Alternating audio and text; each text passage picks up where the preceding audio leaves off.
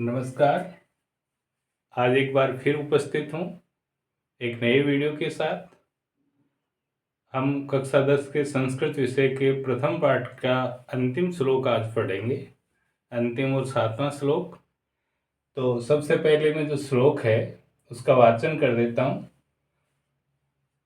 प्रस्तरतले लता तरु गुल्मा नो भवन्तु पिष्टाः, पाषाणी सभ्यता निसर्गे शान्य समाविष्टा, मानवाय जीवनम कामये नो जीवन मरणम शुचि पर्यावरणम। आइए सबसे पहले इस श्लोक के हिंदी अनुवाद को जान लेते हैं। प्रस्तर तले, प्रस्तर यानी होता है पत्थर, और प्रस्तर तले का अर्थ हो गया पत्थर के तल पर। देखिए, लता तरु गुल्मा, यहाँ 3 शब्द हैं, लता तरु और गुल्म यानी होती है झाड़ी, और ये बहुवचन है। अपन इसका समास विग्रह करना चाहिए तो इसे कर सकते हैं। लता से तरवे है, तरु का बहुवचन होता है तरवे, तरवे से, और गुल्म, गुल्म जो शब्द है उसका बहुवचन होगा गुल्मा, गुल्मा से।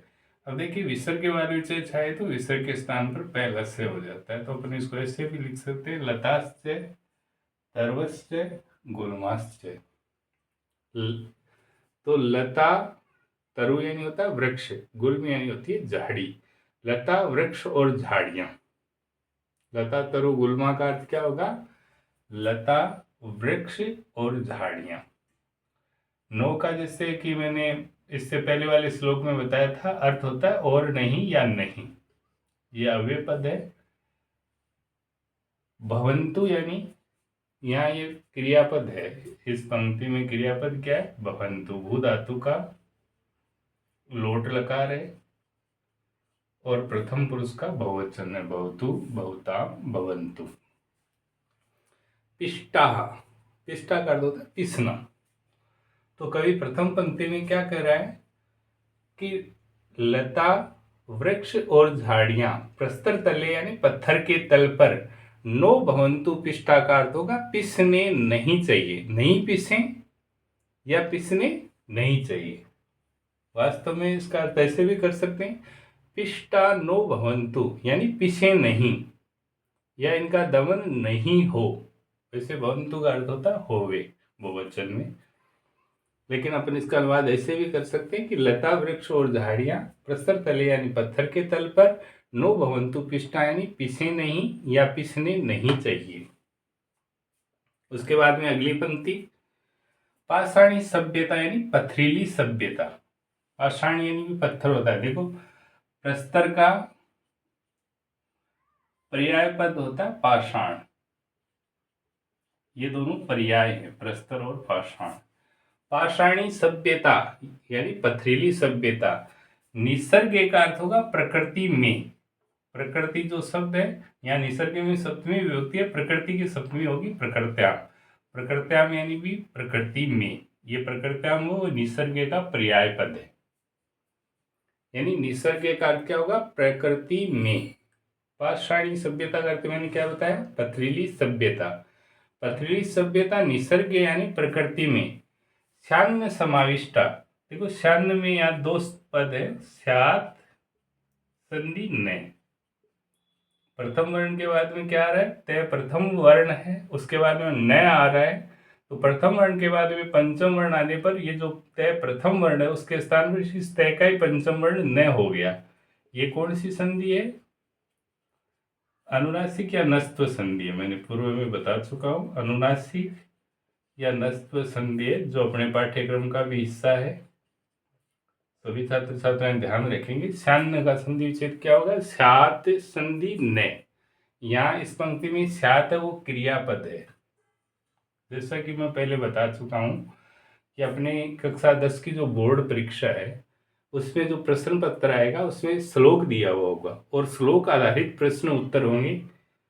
उनमें सीधे प्रश्न भी अति लघुत्रात्मक और लघुत्रात्मक आपको पूछे जा सकते हैं, एक पद और वाक्य, पूरे वाक्य में। उसके अलावा आपके संधि, समास, धातु रूप, शब्द रूप, प्रकृति, पर्याय, विलोम, इनके प्रश्न हैं वो पूछे जा सकते हैं। तो अपन सभी पदों की व्याख्या करते हुए यहाँ पढ़ रहे हैं और आज अपना ये पाठ है वो पूरा हो जाएगा। तो मैं समझता हूँ कि एक एक करके सभी श्लोकों को आप दोबारा से उनके वीडियो देखें और देख करके पूरा पाठ है वो तैयार कर लें। उसके बाद में मैं समझता हूँ कि पाठ्य पुस्तक के जो अभ्यास प्रश्न है वो आपको आने लग जाएंगे और यदि पाठ्य पुस्तक के अभ्यास प्रश्नों में भी कोई समस्या होगी तो उनको भी अलग से अपन एक वीडियो बनाने जा रहे हैं। एक बार फिर से मैं द्वितीय जो पंक्ति उसका हिंदी अनुवाद बोल देता हूँ। पाषाणी सभ्यता यानी पथरीली सभ्यता निसर्ग यानी प्रकृति में समाविष्टा न स्यात् का अर्थ होगा समाविष्ट नहीं होनी चाहिए। समाविष्टा न स्यात् का अर्थ क्या होगा? समाविष्ट नहीं होनी चाहिए। पथरीली सभ्यता प्रकृति में समाविष्ट नहीं होनी चाहिए। समाविष्टा में सम उपसर्ग है, आविष्टा में आ उपसर्ग है, ध्यान देने की बात है। समाविष्टा में सम उपसर्ग है, आविष्टा में आ उपसर्ग है।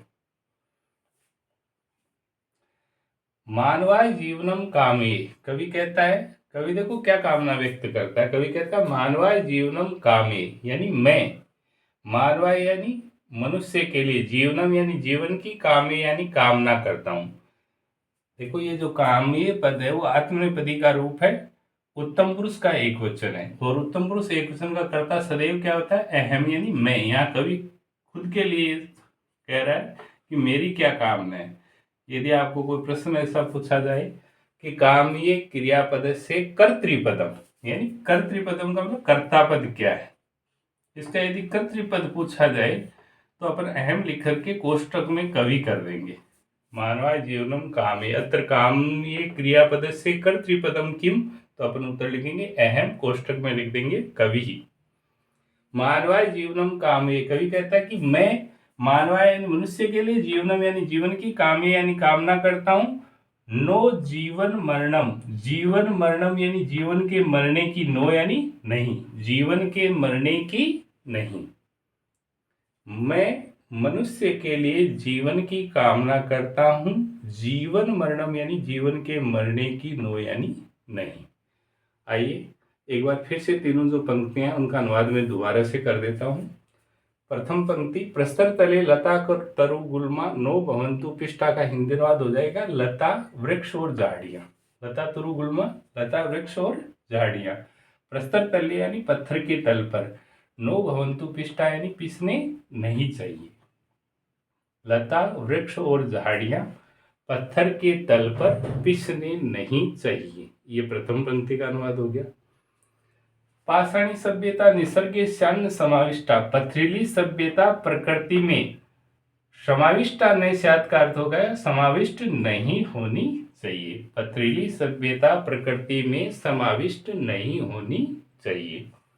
मानवाय जीवनम कामे नो जीवन मरणम, मैं मानवाय यानी मनुष्य के लिए, जीवनम यानी जीवन की, कामे यानी कामना करता हूं, जीवन मरणम नो यानी जीवन के मरने की नहीं। मैं मनुष्य के लिए जीवन की कामना करता हूं, जीवन के मरने की नहीं। सूची पर्यावरणम, पर्यावरण शुद्ध रहना चाहिए। अब देखिए ये तो हो गया इस श्लोक का हिंदी अनुवाद। एक बार फिर से मैं बोल देता हूं। लता वृक्ष और झाड़ियां पत्थर के तल पर पिसने नहीं चाहिए। पथरीली सभ्यता प्रकृति में समाविष्ट नहीं होनी चाहिए। मैं मनुष्य के लिए जीवन की कामना करता हूं, जीवन के मरने की नहीं। पर्यावरण शुद्ध बना रहे या पर्यावरण शुद्ध रहना चाहिए। अब देखिए इससे बनने वाले प्रश्नों को जानते हैं। एक तो प्रश्न ये बनाया जा सकता है कि प्रस्तर तले के नो भवंतु पिष्टा, पत्थर के तल पर कौन पिसने नहीं चाहिए, तो अपना उत्तर के स्थान पर हो जाएगा लता तरु गुल्मा।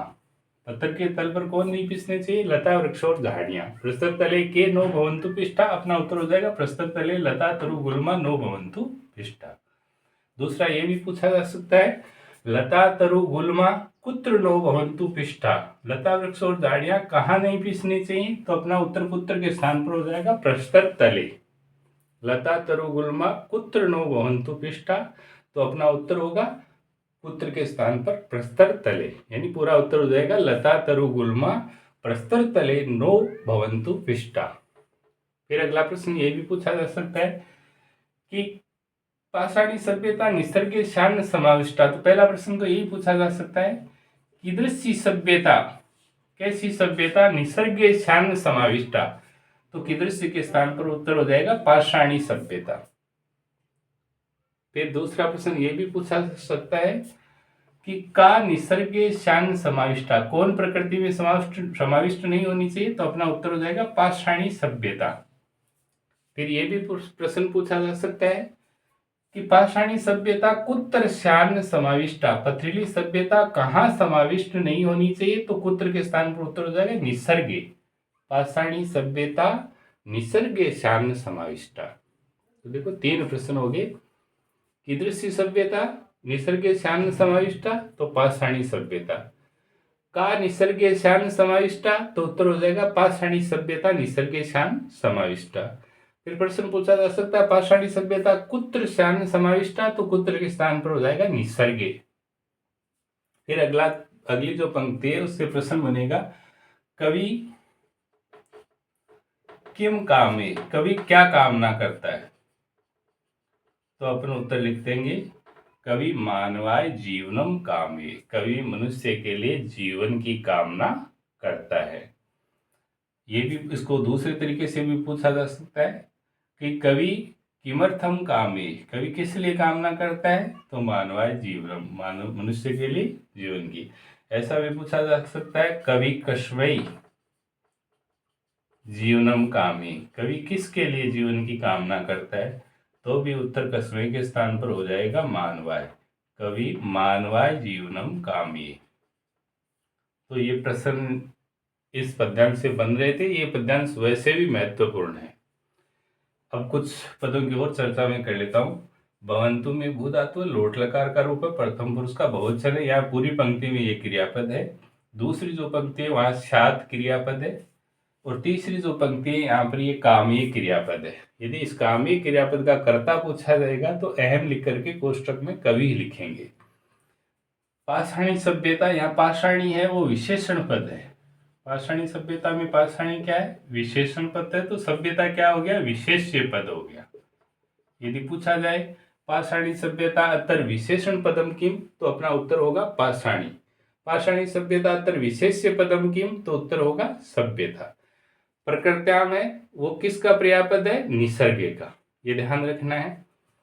जीवनम और मरणम ये दोनों एक दूसरे के विलोम पद है। मरणम का पर्यायपद, यदि अपन का प्रश्न ऐसे पूछा जाए मरणम इत्यस्य विलोम पदम पद्यांशात् चित्वा लिखत, तो अपना उत्तर हो जाएगा पद्यांश से जीवनम। और यदि ये पूछ लिया कि जीवनम इत्यस्य विलोम पदम पद्यांशात् चित्वा लिखत, तो अपना उत्तर हो जाएगा मरणम। तो मैं समझता हूँ ये श्लोक बहुत अच्छे से आपको समझ में आया होगा, समझने की कोशिश भी आपने की होगी। शान का संधि विच्छेद हो गया, शाद संधि में अनुनासिक या नस्त्व संधि है। तो ये महत्वपूर्ण पद्यांश है।